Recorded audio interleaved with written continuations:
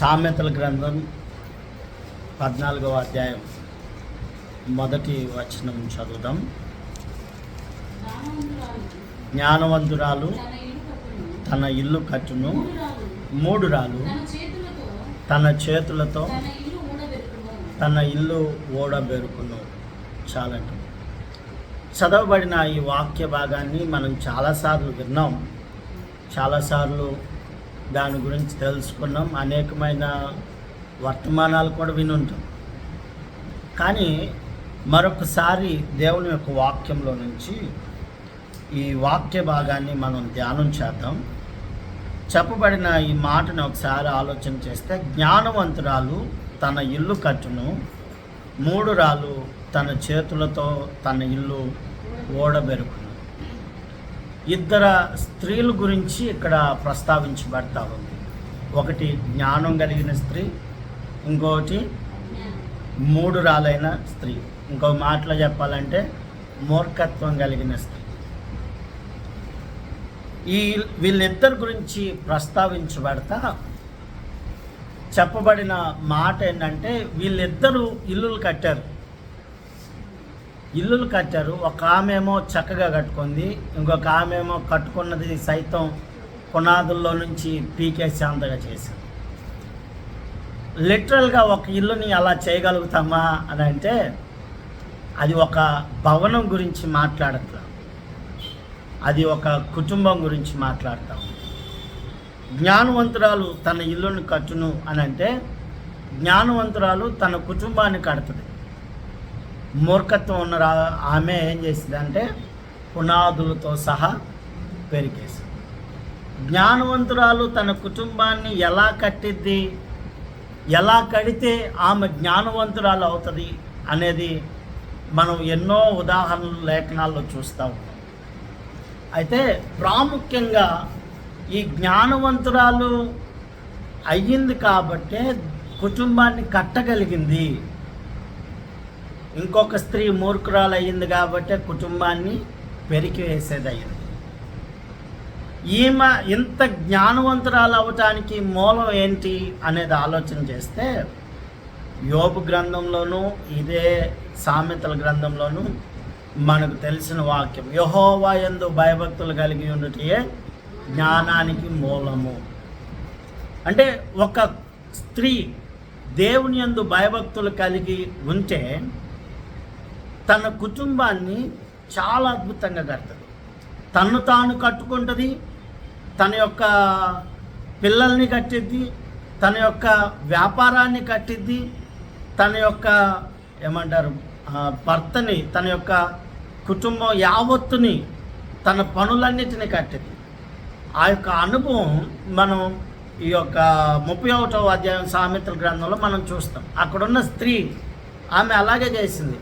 తన ఇంటి వారిని చూసుకుంది, తన చేతి పనులను చూసుకుంది, అన్నిటికంటే ముఖ్యంగా దేవునితో తన రిలేషన్ని కూడా జాగ్రత్తగా కాపాడు. ఇలా చేసుకుంది కాబట్టే ఆమె జ్ఞానవంతురాలు అని చెప్పబడింది. ఆమె పిల్లలు ఆమెని ధన్యురాలు అన్నారు. ఆమె భర్త ఆమెని ప్రతివ్రత ధర్మంను పాటించిన వారిలో నీ వంటి వారు లేరు అని పొగిడారు. జ్ఞానం కలిగి మనం కుటుంబాన్ని కట్టుకోవటం అంటే నథింగ్ బట్ దేవుని యందు భయభక్తులు కలిగి మనం జీవించి, మనమే కాదు మన కుటుంబాన్ని కూడా ఆ అనుభవాల్లో నడిపించటమే జ్ఞానం కలిగి ఉండటం. నేటి సమాజంలో ఇది కొదువైపోతూ ఉంది. మనం అనేక వాటిని ఆధారం చేసుకొని, డబ్బును ఆధారం చేసుకొని, లేకపోతే మన జీవనోపాధిని ఆధారం చేసుకొని మనం ఏమైపోతున్నామంటే, ఇది ఉంటే మన కుటుంబం కట్టబడిద్ది, ఇది ఉంటే మన పిల్లలు బాగుపడతారు, ఇది ఉంటే మన భవిష్యత్తు బాగుంటుంది, ఇది ఉంటే మనం చక్కగా మంచి ఇల్లు కట్టుకోవచ్చు అనే భావనలో ఉన్నాం. కానీ వాక్యం చెప్తున్న మాట, యెహోవా యందు భయభక్తులు కలిగిన వారు జ్ఞానమును కలిగి ఉంటారు. ఆ జ్ఞానం కలిగిన వాళ్ళు తమ ఇంటిని కడతారు. దానికి డబ్బు అవసరంలా, దానికి జీవనోపాధిని ఆధారం చేసుకోవాల్సిన అవసరంలా, దానికి మనం ఇట్లా వెళ్తేనే మనం లేకపోతే సేవింగ్స్ చేస్తేనే అవి నిలబడతాయి అని అనుకోవాల్సిన అవసరంలా.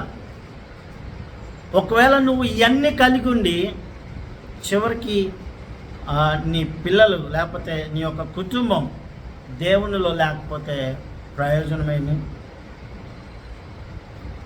నాకు తెలిసిన ఒక కుటుంబం ఉంది. వాళ్ళు ఆదాయపరంగా అన్ని విషయాల్లో చక్కగా ఉన్నారు. బంగారం ఉంది, మంచి ఆదాయం, నెలకు ఒక 70-80 వేలు వస్తాయి. ఇంకా వాళ్ళకి పొలాలు ఉన్నాయి, పొలాలు వేసుకుంటారు. ఆయన లేచిన దగ్గర నుంచి డ్యూటీకి వెళ్తారు. అంతా చక్కగా ఉంది. 3 పిల్లలు. కానీ ప్రభువు లేడు వాళ్ళ దగ్గర.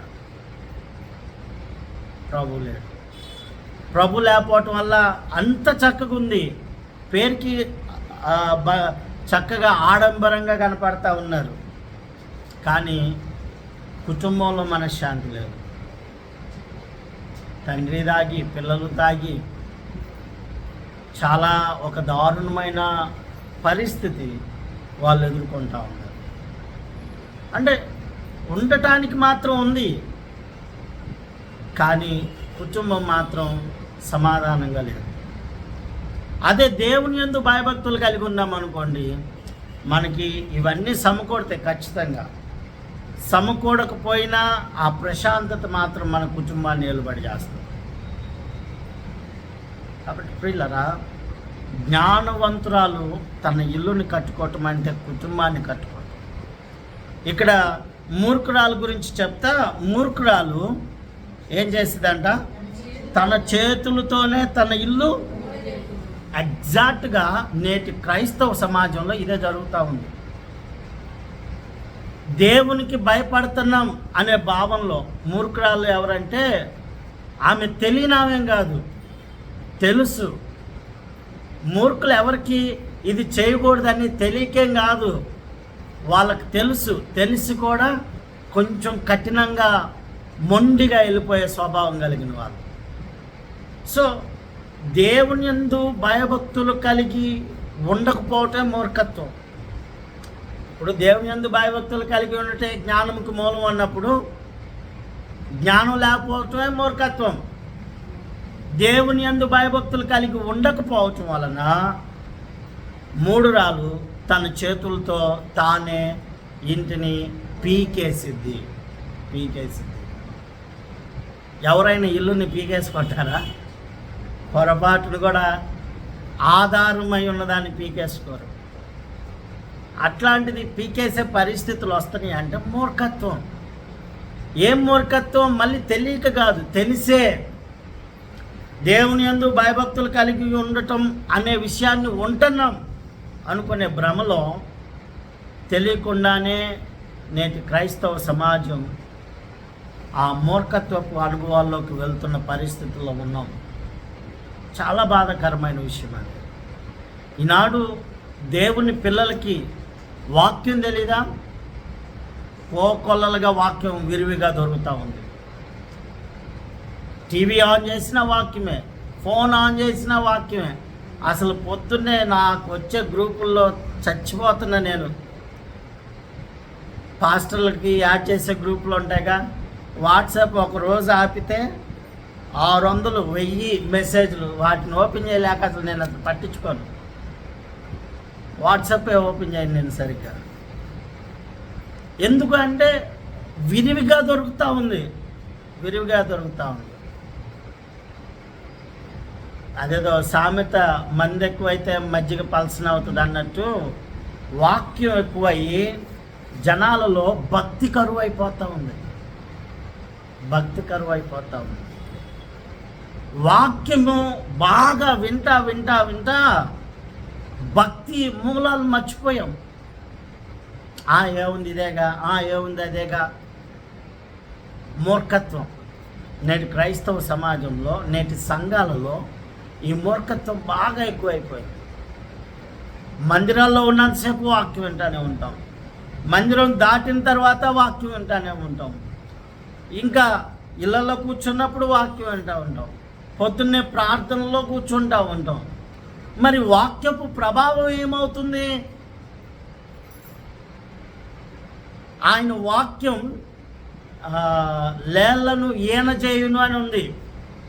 యెహోవా వాక్యం లేళ్లను ఈన చేయును అంటే అంత ప్రభావం చూపించగలిగిన వాక్యం, ఎన్నో భీకరమైన కార్యాలు చేయగలిగిన వాక్యం ఈనాడు కనీసం కొంత కాకపోతే కొంత కూడా ప్రభావం చూపించట్లేదంటే ఇప్పుడు చెప్పండి, వాక్యం ఎక్కువై భక్తి తగ్గిపోయిందా లేదా? తగ్గిపోయింది. విన్నావుగా విన్నావు కాదన్నట్లా, కానీ జ్ఞానం రాట్లా, మూర్ఖత్వం వస్తుంది. మూర్ఖత్వం, ఆ మూర్ఖత్వం కుటుంబాన్ని భక్తిలో ఎదగనీయకుండా చేస్తూ ఉంది. ఆ మూర్ఖత్వం జీవితాన్ని పాడు చేసేటట్లుగా అవుతూ ఉంది. ఆ మూర్ఖత్వం పిల్లల్లో అభివృద్ధి కలగనివ్వట్ల. ఆ మూర్ఖత్వం పనుల మీద ఆధారపడతా ఉంది కానీ జీవన సంబంధమైన మీద ఆధారపడతా ఉంది కానీ దేవుని యందు భయం మీద ఆధారపడట్ల. ఇప్పుడు అదే 31వ అధ్యాయంలో ఉన్న ఆమెను మనం ఒకసారి పరిశీలన చేసుకుందాం. అదే ఆమె మూర్ఖత్వం కలిగిన ఆమె అయితే దేవుణ్ణి పక్కన పెట్టేసి పనిని ఆధారం చేసుకుంటాం, పిల్లల్ని పట్టించుకోకు. ఎందుకంటే దేవుణ్ణి పక్కన పెట్టేశారు కదా. ఇక పిల్లలు అభివృద్ధి ఏం ఆలోచిస్తారు, లేకపోతే తన భర్త గురించి ఏం ఆలోచిస్తారు, లేకుంటే తన యొక్క వ్యాపారం గురించి ఉన్నంత శ్రద్ధ మిగతా వాటి మీద రాదు. కారణం మూర్ఖత్వం. ఆ మూర్ఖత్వం వల్ల ఇప్పుడు సంపాదిస్తున్నాం అనే భావనలో ఉండొచ్చేమో కానీ ఆ ఫలం అనుభవించే సమయానికి చాలా నష్టం జరుగుతుంది. కాబట్టి ప్రియులరా, జ్ఞానవంతురాలు తన ఇల్లును కట్టుకున్న 3 రాళ్ళు తన ఇల్లుని పెరికివేయును అని అంటే అర్థం, ఎవరైతే తన కుటుంబాన్ని దేవునిలో పెంచడానికి, పిల్లల అభివృద్ధిని దేవునిలో చూడటానికి, తమ చేతి పనులు దేవునిలో ఆశీర్వదింపబడటానికి, తమ యొక్క ప్రతి ప్రయత్నం దేవుని అడుగుజాడల్లో ఒక ఉన్నతమైన అభివృద్ధిని చూడగలుగుతారో వాళ్ళే జ్ఞానం కలిగిన వాళ్ళు అవుతారు. అలా కాని వాళ్ళు ఎంత సంపాదించినా మూర్ఖత్వంలోకి వెళ్ళిపోయిన వాళ్ళు అవుతారు. దాని ప్రభావం ముగింపులో చాలా దారుణంగా ఉంటుంది. కాబట్టి జ్ఞానం కలిగిన స్త్రీల వలె మారాలి, మార్పు చెందాలి. మార్పు చెందని ఎడల నష్టం మనకే. ఎందుకో తెలుసా? జ్ఞానం కలిగిన స్త్రీ ఇప్పుడు ఇల్లు కట్టిందనుకోండి, ఇల్లు బాగా కట్టిందనుకో, ఏమంటారు? ఒక్క ఆడదే ఉండి మొత్తం చేసిందని అంటారు. అదే ఇల్లుని పెరికి వేసింది అనుకో, పిల్లల భవిష్యత్తుని పాడు చేసింది. వాళ్ళు వీళ్ళ మాట అనకుండా ఎటు పడితే అటు వెళ్ళారు, చేయకూడని పనులన్నీ చేశారు, ఎవరితో పడితే వాళ్ళతో తిరుగుతున్నారు, ఎట్లా పడితే అట్లా ఉంటున్నారు అనుకోండి, ఏమంటారు? ఇంటి ఆడది సరిగ్గా చేస్తే ఇవన్నీ ఉండవు కదా అని అంటారు. లోకంలో ఉండేది నానుడిదే. దానిని వాక్యం ఎప్పుడో చెప్పబడింది. దాన్ని గ్రహించే ఆ గ్రహింపుని మనం కలిగి ఉండట్లేదు కాబట్టి నష్టం మనం ఎదుర్కొంటున్నాం. ఇంకోటి, జ్ఞానం కలిగిన స్త్రీ మరొక పని చేసింది. చదువుతాం, నిర్గమాకాండం 25వ అధ్యాయం.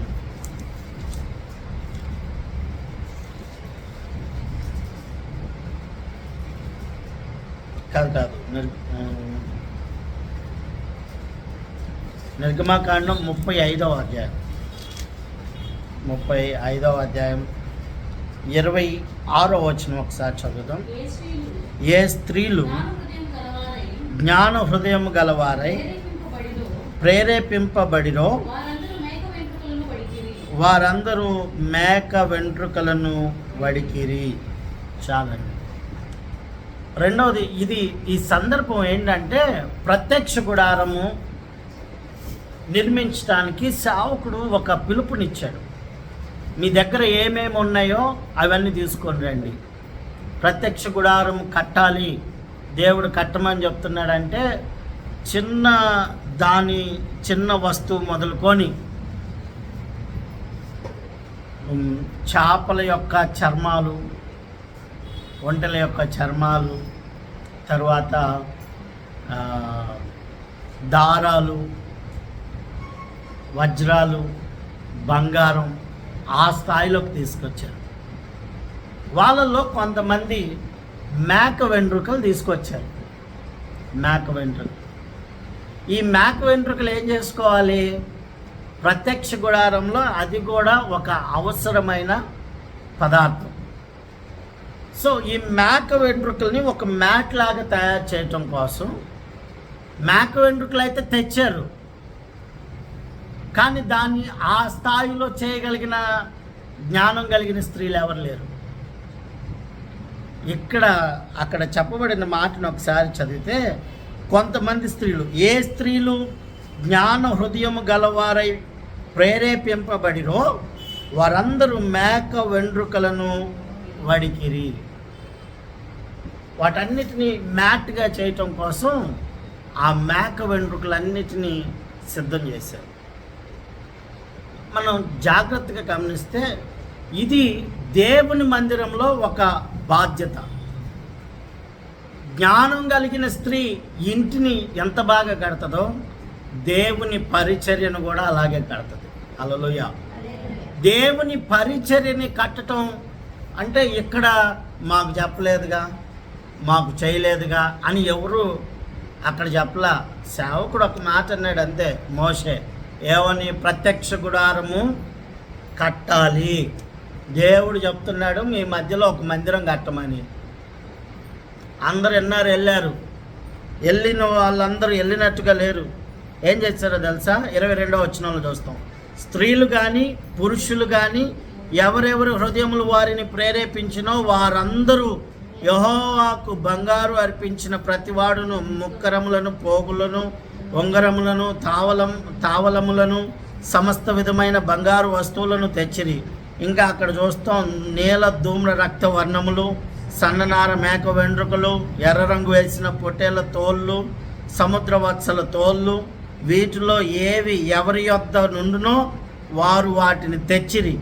వెండిని కానీ ఇత్తడిని కానీ ప్రతిష్ఠించిన ప్రతివాడును యెహోవాకు ఆ అర్పణము తెచ్చును. ఆ సేవలో ఏ పనికైనను వచ్చు తుమ్మకర్ర ఎవని యొద్ద నుండెనో వాడు దాన్ని తెచ్చెను.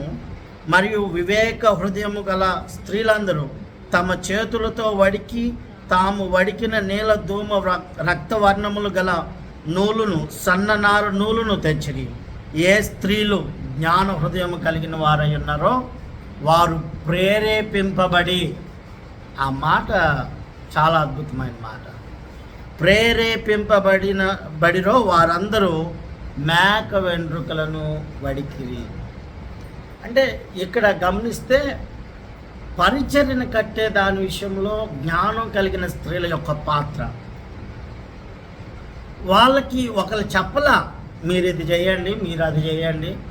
ఎవరైనా చెప్పారా? అమ్మ మేక వెంట్రుకలు ఎవరు వడుగుతారు అని ఎవరిని మోషే అడగలా.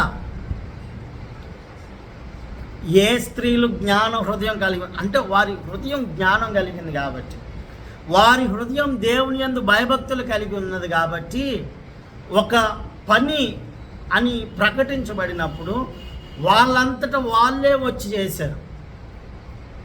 చెప్పారా? చెప్పలా. జ్ఞాన హృదయం కలిగిన వారు ప్రేరేపింపబడ్డారు. చాలా అద్భుతమైన మాట. దేవుని పరిచర్యను కట్టడంలో జ్ఞానం కలిగిన స్త్రీ పాత్ర చాలా ఉన్నతం. వాస్తవానికి అందరికి రాదు ఆ మనసు. ఒక ఒక ప్రోగ్రాం అన్నా లేకపోతే ఒక ఏమనాలి, ఒక కార్యక్రమం జరగబోతుందన్నా చెప్తే అందరు చేస్తారు, కానీ చెప్పకుండా ముందుగానే సిద్ధపడి వస్తారు చూసారా, వాళ్ళు జ్ఞానం కలిగిన వాళ్ళు. జ్ఞానం కలిగిన వాళ్ళు అనేదానికంటే వాళ్ళు దేవుని యందు భయభక్తులు కలిగిన వాళ్ళు. కాబట్టి మనం సరిచేసుకోవాలి. మనం ఇక్కడ మనల్ని మనం ఆ పరిస్థితిలో ఉన్నామా లేదా అనేది పరిశీలన చేసుకోవాలి. అది ఏదైనా కానీ, ఒక కూడిక జరగబోతూ ఉంది లేదా ఒక కార్యక్రమం సంఘంలో జరగబోతూ ఉంది, లేకపోతే ఒక పరిస్థితి నిలబడబోతూ ఉంది, దాంట్లో దేవుని యందు భయభక్తులు కలిగిన స్త్రీగా నీ పాత్ర ఏంటి? పాస్టర్ గారు మాకు చెప్పలేదుగా, పాస్టర్ గారు ఎవరే చెప్పలేదు. వాళ్ళ పని ఏంటంటే సంఘంలో ప్రకటించడమే. ప్రేరేపింపబడిన వాళ్ళు ఎవరవుతారంటే జ్ఞానం కలిగిన వాళ్ళు అవుతారు. నాకు నిజంగా ఆశ్చర్యం అనిపించిన మాట, ఒక అక్క సండే స్కూల్ సిబిసి జరుగుతున్నది, అది చూసి ఆమె అంతటా ఆమె కానుక పంపించడం, ఇంకా ఆమె అన్న మాట నాకు ఇప్పటికీ ఛాలెంజింగ్. ఏంటంటే మీకు ఒకవేళ ఇంకా ఏదైనా అవసరమైతే ఇబ్బంది పడకుండా అడగండి, ఇబ్బంది పడకుండా అడగండి. అంటే నేను ఆ మనసును బట్టి దేవుని స్తుతించాను. ఆ మనసును బట్టి ఎందుకు ఆ మనసును బట్టి దేవుని స్తుతించా అంటే, ఆమె మన సంఘం కాదు ఫస్ట్ ఆఫ్ ఆల్, అండ్ రెండవది మనకి రెగ్యులర్ మెంబర్ ఏం కాదు. నేను ఒక సేవకుని అని తెలుసు, అప్పుడప్పుడు పిలిచి ప్రార్థన చేయించుకుంటారు. ప్రార్థన చేయించుకొని వాళ్ళు చక్కగా వాళ్ళకి ఏదైనా సమస్య ఉన్నా కానీ ప్రార్థన చేయమని అడుగుతారు.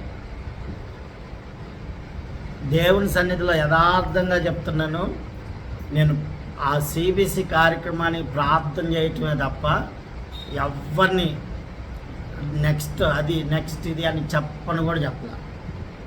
ఒక ప్రార్థన చేశా, ప్రభా పోనీ ఆ టైంలో సమృద్ధిగా ఉన్న చేతిలో ఉందా అనుకుంటే లేదు, సమృద్ధిగా ఉండి దిగుదాం అనుకున్నా, కానీ అనుకోకుండా సమృద్ధి మొత్తం పోయింది. కానీ ప్రభా ఇది నీ పని. నాకు అది అస్సలు చాలా ఆశ్చర్యం వేసింది. 2 రోజులు వరుసగా ఆ స్టేటస్లు చూసిన వాళ్ళు ప్రేరేపింపబడినప్పుడు ఓకే అది ఆయన పని కాబట్టి ఆయన చేయొచ్చు. నేను ఇక్కడ ఆయన పని ఆయన చేయించాడు. అది ఎవరి ద్వారా చేయించాడు? జ్ఞానం కలిగిన స్త్రీలు. ఇంకో మాట చెప్పాలంటే యెహోవా యందు భయభక్తులు కలిగిన స్త్రీలు. వారు ఆ అనుభవంలో ఉన్నారు కాబట్టి నెక్స్ట్ దేవుని పని కొరకు నేను ఇది చెయ్యాలి, ఇది నా పాత్ర. మేము వద్దన్నాం లిటరల్గా, అక్క వద్దు మీరు ప్రేయర్స్ చేయండి చాలా నాకు లేదు, మీ పరిచర్యలో ఇది నా భాగం, ఇది నా పాత్ర అని చెప్పి వాళ్ళు గుప్పులు విప్పారు. దేవుడు జ్ఞానం కలిగిన స్త్రీల కోసమే చూస్తున్నాడు. అది కుటుంబం కట్టేది, రెండోది పరిచర్యను కట్టేది. కుటుంబాన్ని కట్టడానికి ప్రభు స్త్రీలను వాడుకుంటాడు, పరిచర్యను కట్టడానికి కూడా ప్రభు స్త్రీలను వాడుకుంటాడు. అండ్ ఇంకొక బిగ్ బ్రేకింగ్ న్యూస్ ఏంటంటే, దేవుడు జ్ఞానం కలిగిన స్త్రీలు ఎవరో, లేకపోతే జ్ఞానం కలిగిన విశ్వాసులు ఎవరో, మూర్ఖులైన విశ్వాసులు ఎవరో వచ్చే నెలలో తేల్చబోతున్నాడు. ఖచ్చితంగా ప్రభు వచ్చే నెలలో తేల్చబోతున్నాడు. ఏంటి అని అంటే, ఈ ప్లేస్ ఉండదు మనకి వచ్చే నెలలో, ఆరాధనకి ఇక్కడ అవకాశం దొరకదు. కాబట్టి నెక్స్ట్ ఆరాధన ఎక్కడ? నాకు నిన్న సాయంత్రం తెలిసింది. నిన్నేనమ్మా, ఆదివారం నిన్న కాదా? ఓకే, మొన్న కదా. మొన్న సాయంత్రం తెలిసింది 1వ తారీఖుకి ఇక్కడ ఈ బిల్డింగ్ అంతా పడేసే ప్రయత్నాలు చేస్తున్నారు. సో నెక్స్ట్ ఏంటి, నేనేం కంగారు పడలా. ప్రభు అవసరమైతే రోడ్డు మీదైనా పెట్టి ఆరాధన జరిపించుకున్నాం. అంటే సోర్సెస్ ఏం లేకపోతే అంత దాకా రాదనుకో, ఖచ్చితంగా సోర్సెస్ని మనం సిద్ధం చేసుకుంటాం. ప్రభు కూడా ఆ సమయానికి సిద్ధం చేస్తాడు. అయితే ప్రభు, నేను ఆలోచన చేసి ప్రార్థన చేస్తూ ఉన్నా. ఎందుకు అంత ఆలోచన చేశానంటే, శ్రీనివాస్ అన్న నా ప్రమేయం లేకుండానే నేను ఇందులో ఇన్వాల్వ్ అయ్యాను.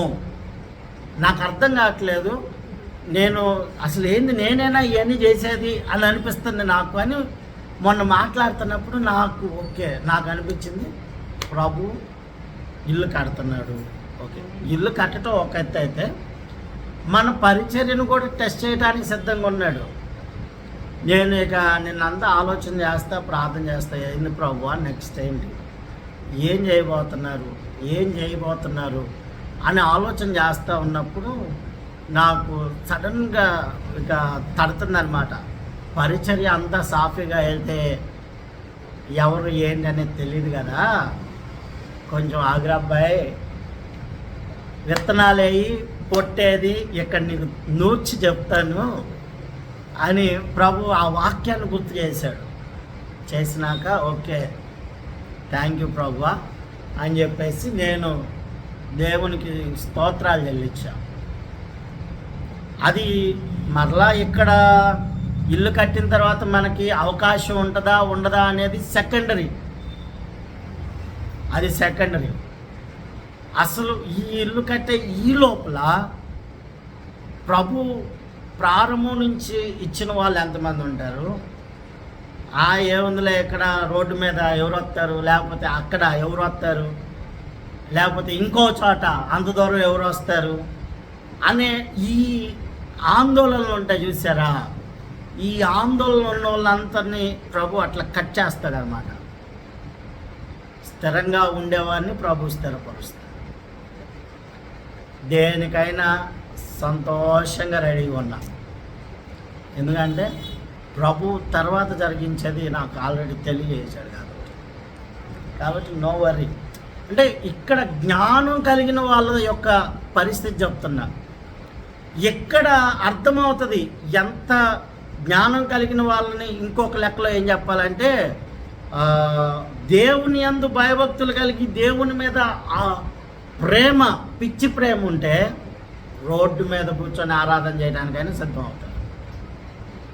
అది లేదనుకో స్తోత్రం కలుగును గాక. ఎందుకు ఈ మాట చెప్తున్నా అంటే, 26, 27, 28, 29 ఇక్కడ మీటింగ్స్ జరిగింది.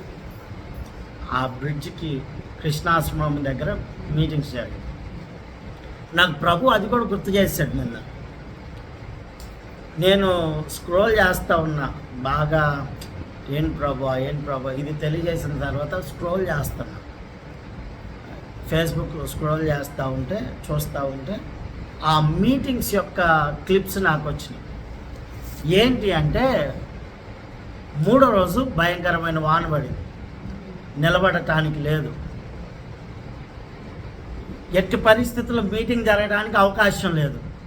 చైర్స్ ఏమో ఆ కాలువలో వచ్చే డ్రైనేజ్ వాటర్ కొట్టుకుపోతున్నాయంట. చాలా దారుణంగా ఉంది పరిస్థితి.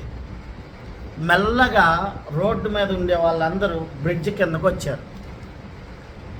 బ్రిడ్జ్ కిందకు వచ్చాక పాస్టర్ గారు వెంటనే ఏం చేశారో తెలుసా, చర్చ్లో సౌండ్ సిస్టమ్ మొత్తం తెప్పించి బ్రిడ్జ్ కింద ఎక్కడ కూర్చున్న వాళ్ళు అక్కడ మీటింగ్ జరిగిచ్చేశాడు. నేను అసలు అది చూసి ఆశ్చర్యపోయా. వాళ్ళకు ఉండేది 100 మంది దాకా విశ్వాసులు, ఒక్కళ్ళు కూడా లేవలా. అంటే మీటింగ్ వచ్చింది, వర్షం పడుతుంది, ఇది జరగదులే అని ఇంటికి సర్దుకోలా. వాళ్ళు అక్కడే ఉన్నారు, బ్రిడ్జ్ కిందే ఉన్నారు. చైర్స్ కొన్ని మాత్రమే కూర్చోడానికి అనుకూలంగా ఉంది, మిగతాదంతా ఆ మట్టిలో ఆ బ్రిడ్జ్ కింద అది ఉంది కదా పార్క్ మాదిరిగా, ఆ మట్టిలో ఆ దిమ్మెల మీద వాటి మీద కూర్చొని వాక్యం విన్నారు. నేను అసలు అరే ఏంది ఇలా కమిట్మెంట్ అనిపించింది. అక్కడ తేల్తారు జ్ఞానం కలిగిన వాళ్ళు ఎవరు, మిగతా వాళ్ళు ఎవరు. అంటే జ్ఞానం కలిగిన వాళ్ళు మీరు గుర్తుపెట్టుకోవాల్సింది ఏంటంటే దేవుని యందు భయభక్తులు కలిగిన వాళ్ళు.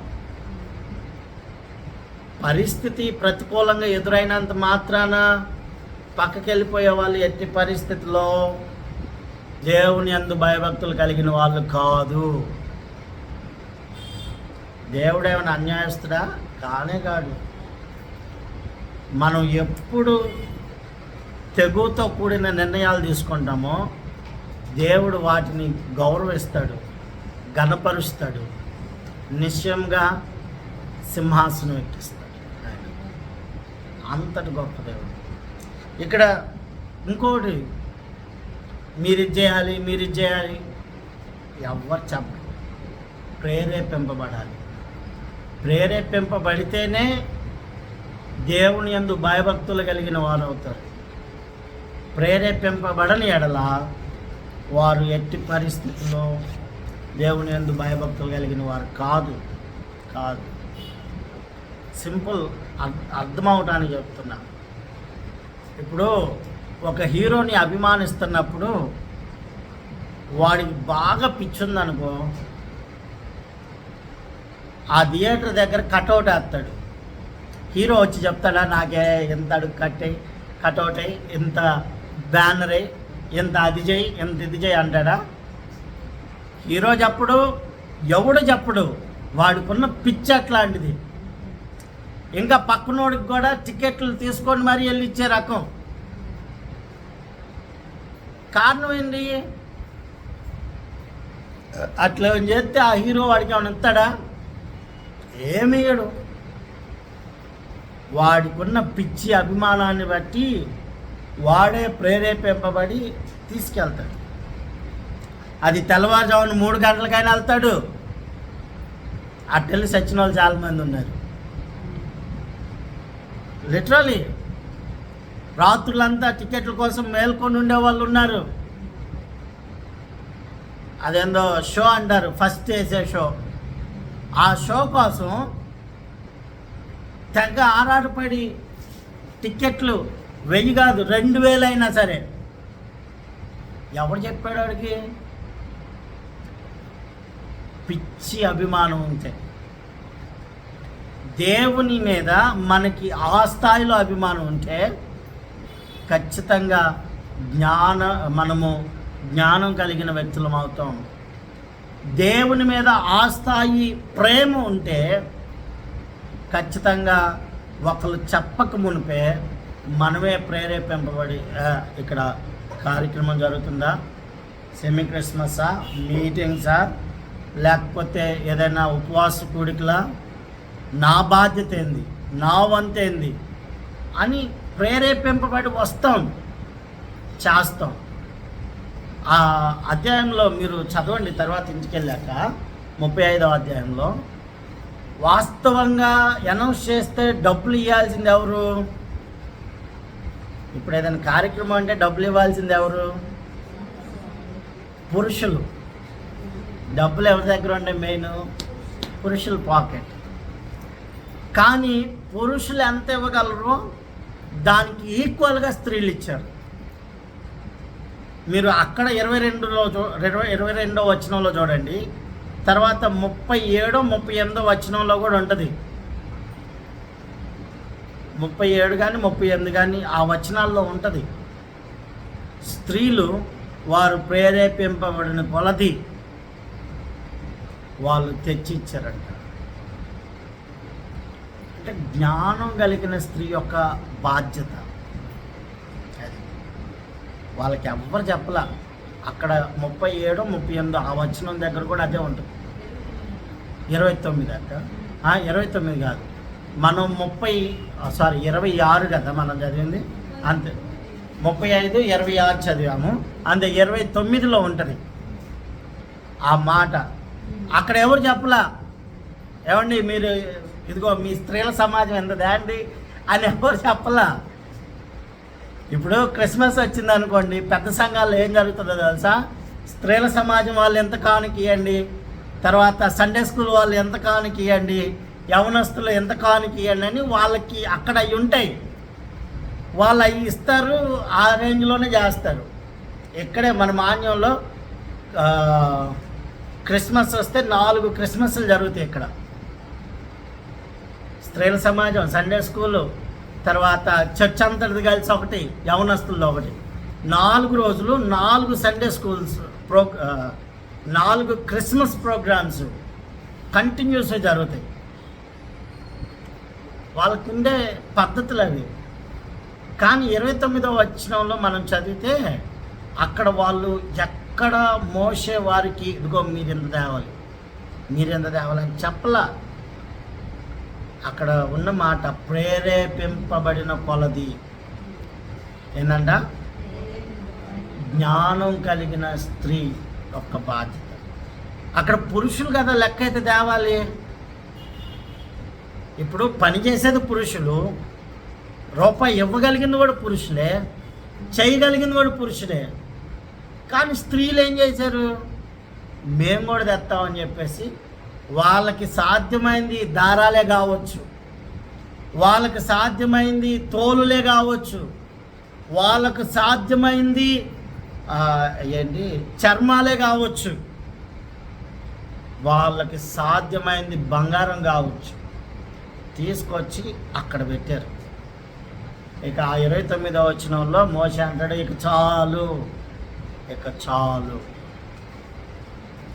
జ్ఞానం కలిగిన స్త్రీ యొక్క పాత్ర సంఘంలో. ఇక్కడ మళ్ళీ గుర్తుపెట్టుకోవాల్సిన విషయం, జ్ఞానం అంటే యెహోవా యందు భయభక్తులు కలిగిన వ్యక్తి. అదే మూర్ఖురాలు ఏం చేస్తుంది? నాకేం సంబంధం లేదు, నాకేమైంది, నాకెందుకు అనుకున్నప్పుడు ఒకనొక సమయం వచ్చింది, ప్రభు కూడా నాకెందుకు అనుకుంటాడు. ప్రభు కూడా నాకెందుకు అనుకుంటాడు. అదే ప్రభు అంటే ఇక్కడ గుర్తుపెట్టుకోవాల్సింది, సంఘం అయినా కుటుంబం అయినా 2 దేవుడిచ్చిన బాధ్యతలే. ఈ 2 బాధ్యతల్లో జ్ఞానం కలిగి వెళ్తే ఆ ఆశీర్వాదం వేరు, మూర్ఖంగా వెళ్తే వచ్చే నష్టం వేరు. ఇది నాది అని ముందుకు వెళ్ళామనుకో, దేవుడు కూడా ఆయన సమయంలో ఇది నా పని అని ముందుకు వస్తాడు. లేదు నాకెందుకులే అని మౌనంగా ఉన్నాను అనుకో, ఆ సమయంలో దేవుడు కూడా నాకెందుకు. యెషయా గ్రంథం 1వ అధ్యాయంలో అదే ఉంటుంది, జాగ్రత్తగా చదివితే. అప్పటి వరకు వాళ్ళు దేవునికి వ్యతిరేకంగా ఉన్నారు. దేవుని వైపు తమ ముఖములను తిప్పి ప్రార్థన చేస్తుంటే ఆకాశమందు ఆసీనుడు అయిన వాడు నవ్వుచున్నాడు. ఎరా ఎన్నాళ్ళు బాగా నేను పిలుస్తుంటే లెక్క లేకుండా తిరిగావు, ఇప్పుడు నువ్వు పిలిస్తే నేను రావాలరా అని ప్రభు అట్లా ఆ ధోరణిలో ఆయన కూడా ఉన్నాడు. అలగటం మనకే కాదు, ప్రభువుకి కూడా వచ్చు. అయితే మనం చేసేది ఎవరికి నష్టం జరిగిద్ది అంటే మనకే నష్టం జరిగింది, కానీ ప్రభు చేసేది కూడా మనకే నష్టం జరిగింది. అంటే ఎటు పోయినా కానీ నష్టం ఎవరికంటే మనకే. కాబట్టి జ్ఞానవంతురాలు తన ఇల్లును కట్టును. జ్ఞానం కలిగిన స్త్రీ మందిరంలో ఉన్న బాధ్యత నెరవేర్చు, పరిచర్య. ఆదిమ సంఘంలో స్త్రీలు చేసింది అదే, ఆదిమ సంఘంలో లుదియా చేసింది అదే. ఆమె ఎవరు? ఒక పొడి అమ్ముకునే ఆమె. ఫీవే ఎవరు? ఒక సాధారణమైన విశ్వాసి. ఆదిమ సంఘంలో వారు బాధ్యతగా నిలబడ్డారు. సువార్త విని రక్షణ పొంది అమ్మయ్య నా పని అయిపోయిందని పక్కకు పోలా. దేవుడు నాకు ఇచ్చిన బాధ్యత ఏంటి అనేది గ్రహించారు. వాళ్ళు అక్కడ నిలబడ్డారు. నిలబడిన దినం మొదలుకొని వారు చేసిన పనిని దేవుడు మర్చిపోలే. అందుకే ఈరోజు వాళ్ళ గురించి మనం చెప్పుకోగలుగుతున్నాం. పౌలు గారు మిషనరీ పరిచర్యకి వెళ్ళాలనుకున్న ప్రతిసారి ఆర్థికంగా సహకరించిన వ్యక్తి ఎవరయ్యా అంటే లుదియా. తన వ్యాపారంలో ఏదైతే ఆమె వ్యాపారం చేసేది కూడా ఏ పొడి అంటే గంజి పొడి లాంటిది. లెనిన్ వస్త్రాలకి, రాజులు వేసుకునే వస్త్రాలకి ఆ పొడి పెడితే కొంచెం షైన్ వస్తుంది. అట్లాంటి వ్యాపారం చేసే ఆమె నాకెందుకులే అని గమ్మునుండలా.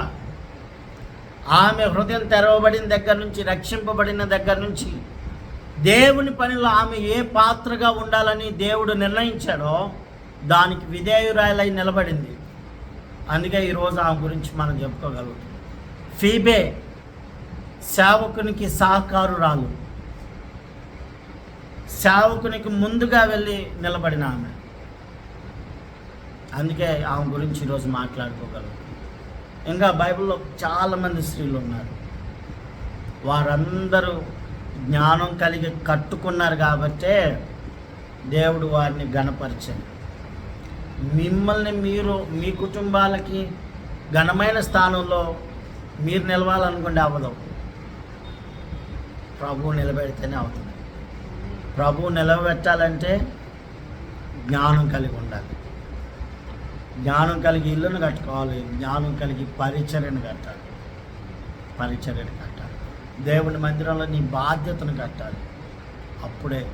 అప్పుడే నీ యొక్క జీవితం ధన్యకరంగా మార్చబడుతుంది. కృప కలిగిన దేవుడు ఆ రీతిలో మిమ్మల్ని అందరినీ సిద్ధపరిచి స్థిరపరచును కాక. చిన్న ప్రార్థన చేసుకుందాం. దేవుని యొక్క సహాయం కొరకు వేడుకుందాం.